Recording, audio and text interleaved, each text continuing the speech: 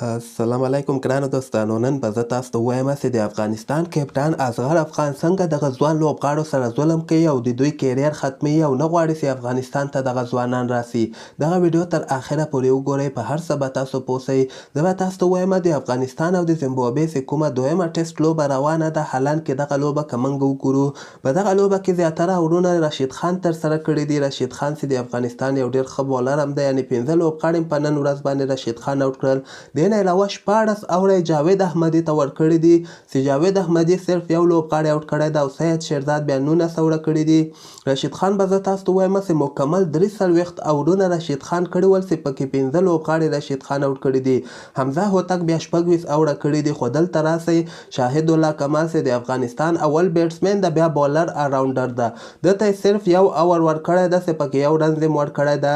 نو دلته تاسو وګورئ چې د افغانستان هغه میراثي لوبغاړي جاوید احمدي چې بیټنګ کې ناکام سي، دته بالنګ بیا ورکړي چې راځه بالنګ کې دغه بالنګ په وجه باندې به ټیم کې جای جوړ سي.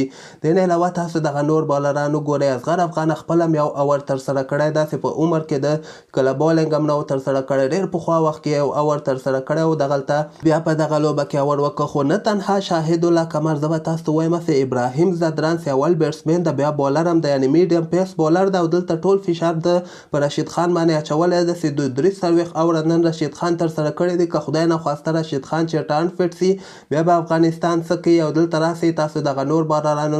خو جاوید احمدي چې یعنې بالنګ یې شاهد الله کمال نه دومره ښه بالنګ هم نه ترسره کوي، دته یې بیا هم 14 اوره ورکړي دي او شاهد الله کمال ته یې بیخي اوور نه ده ورکړی. نو باید دغسې ناانصافیانې چې کله کېږي، موږ او تاسو ته پکار ده چې د افغانستان لوبغاړو لپاره غږ پورته کړو.